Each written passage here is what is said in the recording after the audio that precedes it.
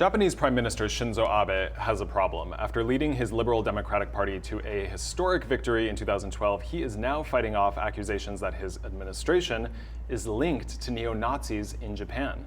That's a very big deal for him because it's embroiled him in a major controversy. The story comes as three prominent women that Abe appointed to his administration as part of a push, actually, to promote women and give them a bigger role in politics and society, has now led to this whole disaster conversation about the fact that many of them seem to be affiliated with far-right nationalist groups in Japan. Oh man, so he's aiming for gender equality and he ends up getting some slack for being racist? Maybe didn't vet the candidates as well as he should have. Well, let's just go through really quickly what happened. Two prominent officials have appeared with a man named Kazunari Yamada. Yamada is the leader of the National Socialist Japanese Workers' Party, a neo-Nazi party in Japan. And this guy is bad news. Basically, he promotes hate speech, he promotes attacks. I mean, he's basically one of the faces of one of the worst groups in Japan. Sanae Takeichi, the International Affairs Minister, and Tomomi Inada, nail those names, policy chief under Abe, has been seen with this guy who praised Hitler. He praised the 9/11 attacks. He denies the Holocaust took place, and he criticizes Germany for banning the Nazi salute after World War II. So that just gives you a sense for who this guy is.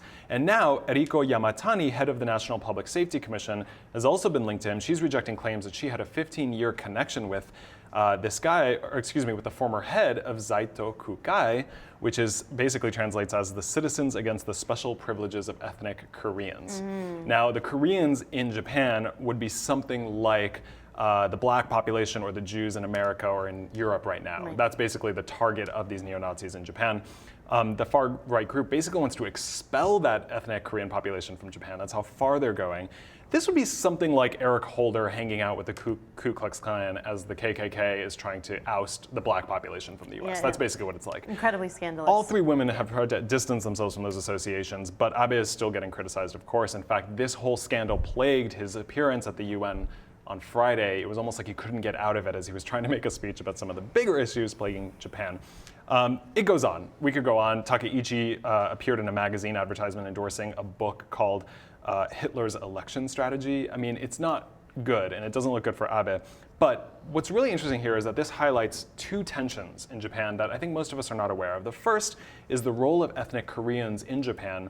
Remember that Korea was a colony of Japan from 1905 to 1945 until the end of World War II, when the Soviet Union and the US took over Korea, split it down the middle, and then we know what happened later with that. But to this day, Koreans are still looked down on by the Japanese, and the Japanese don't particularly like them. At least certain elements of the country don't like them. The other is, of course, Japan's troubled relationship with the end of World War II. Like, we think that they lost the same way Germany lost, but in Japan there are still elements, and some of them are tied to Abe's government, which feel that Japan needs to return to its former glory. This is kind of eerie. Yeah. Now, you've been to Japan, Lisette. What did you see anything like this on the ground? I did, and I was only aware of it because my brother, who speaks Japanese, made me aware of it. But there were nationalist groups parading down the street in these white and red vans with, I thought it was music and chanting. I was like, oh, what's this? They're like, oh, sorry, sister. They're essentially saying, get the foreigners out. They were talking about me. They're very strong patriotic groups that believe Japan should stay very traditional and that it shouldn't be allowing foreigners like Koreans and myself. Well, there are nearly 1 million ethnic Koreans in Japan still. 500 of them are non-naturalized, meaning they're permanent residents, but they don't have Japanese citizenship.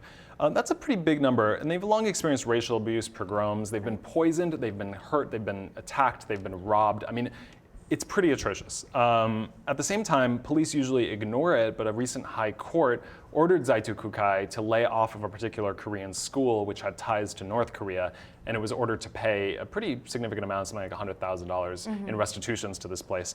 But the history is just so tense there that I think we often forget that they have a version of what is happening in Europe and in the US that is happening there. But it also highlights Japan's feelings about World War II, as we point out.